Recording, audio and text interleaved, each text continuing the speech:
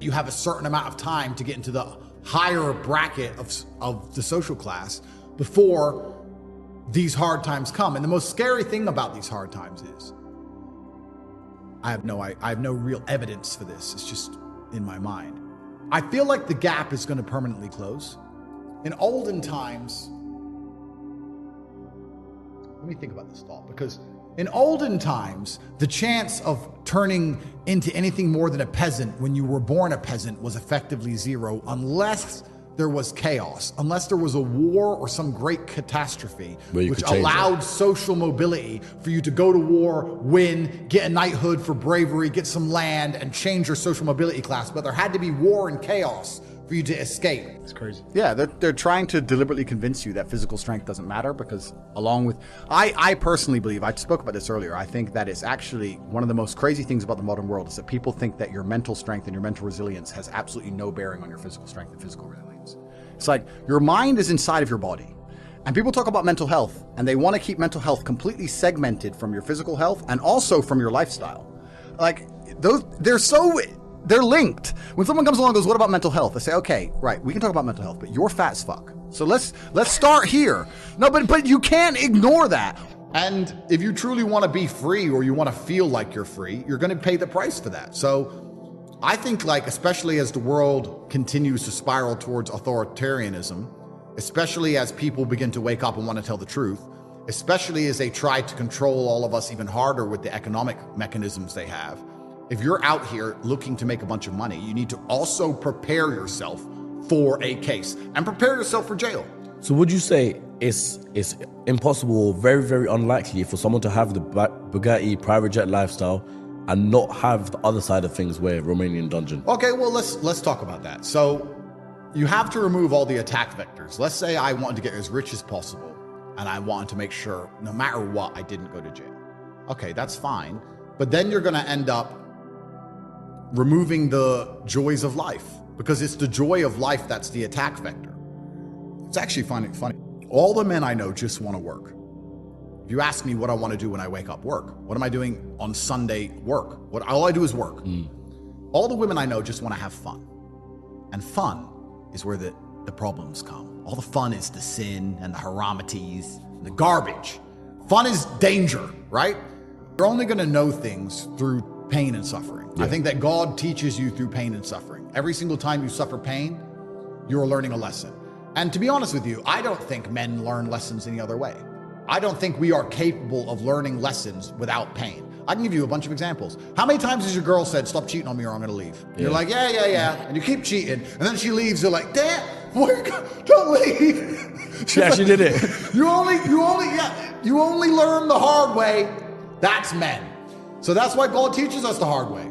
So for you to have value, for you to have wisdom, for you to be able to give lessons, you need to have a very difficult life. The reason people listen to me talk is because my life's been good and bad. If I was only good, if I was only sitting here talking about what watches I can buy, nobody would care. Yeah. So and to be fair, people might not even like you because this guy's just a flexer. 100%. Yeah. So you need to have all the bad things. And a lot of these young kids now, the streamers, they don't have any difficulty in their lives. Bro, so if you're the average man in a European country, and you're not financially free and you're stuck somewhere in the middle, not only is your life going to get harder, but also the place you live in is going to get worse. Your wages are going to go down. Crime's going to increase. All of these things are going to happen so that the people in charge can get their forever profits and avoid all the mess they make. Follow your passions. If you really believe in your passion, then you'll make money, which is not even true. That's the worst business advice ever. Do you think the Chinese billionaire, the concrete billionaire in China, is passionate about concrete? You think he's jerking off over concrete? You think he rubs his face on concrete blocks? No, doesn't give a fuck. He wants to get paid.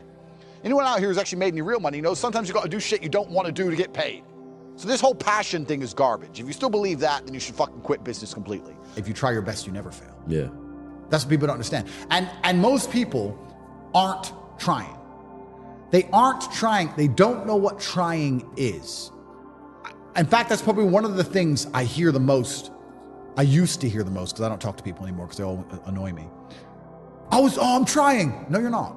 You don't know what trying is. No, you are not trying. I know you're not trying. I know, because as we sat here before we went to speak, you weren't on your phone working. You weren't trying. You were standing around talking shit to some idiot. You're not trying.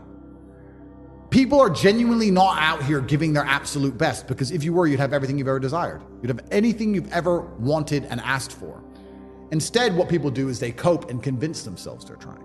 Oh, I tried, but I need a work-life balance, and it's hard, and I was trying. All garbage, all cope.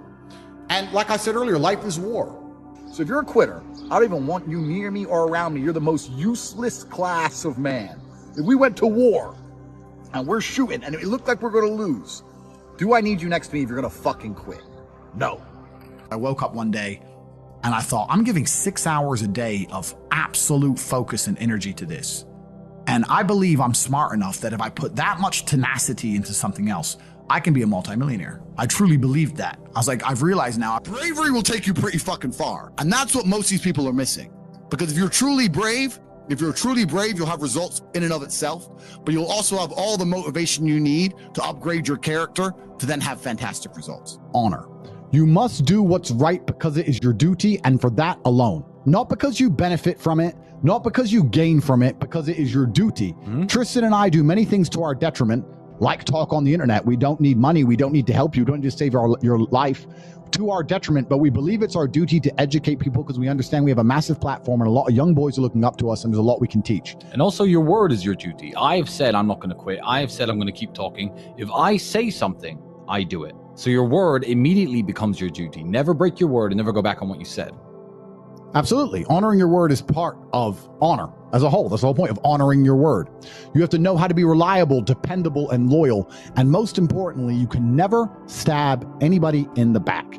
You can never be a snake because, one, I swear if you betray somebody and you're a snake, it's like a stench which follows you for the rest of your human years. We have to be realistic here. We have to be absolutely and utterly realistic because the world is brutal and it's harsh. You can't have a rainbow without a little rain. Exactly. And no matter how hard you chase pleasure and happiness, there's going to be dips and troughs in between. There's going to be come downs and downtrends. And you're going to have the juxtaposition between that time you were laughing your head off and acting giddish like a child and the time that you feel depressed as such. You know what's kind of the way the world works? The world is very, very much player versus player. There's only so much money. There's only so many women. There's only so much happiness, right? You have to take it. I have to take it. I am super, super happy. That's why you're all sad. I took your happiness from you. Yeah. I have all of it. Yeah. I took it. It's right here. Space-time gave it to us when we threatened space-time. Yeah, space-time gave me your happiness. That's why you're sad.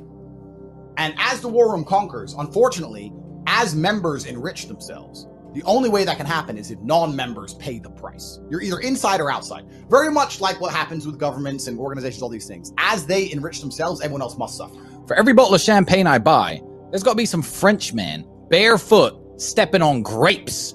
I don't want to step on grapes. I'm busy. I need the fireworks. But you know what? I'm not quitting. Doesn't matter. I'm not giving up. All right, just make a new account. Bang, back to work, back to work, back to work. And on a long enough scale, if enough people do that, there will be inertia and momentum behind it, which will make a shift in the universe. It will attack the matrix in real time. It's belief. If you want to understand yourself and see what kind of man you really are and learn how to fight through adversity and learn how to get up when life's difficult and learn how to control your mind and learn how to struggle, then you can go to the boxing gym. And you can get your ass kicked. Yeah. You need to get in the gym, walk in there and say, I'm going to fight the best fighter here every single day and not quit until you can eventually beat him. But most people are not man enough for that. I'm not winning. Aikido. I'm not winning. I'm just good at getting hit.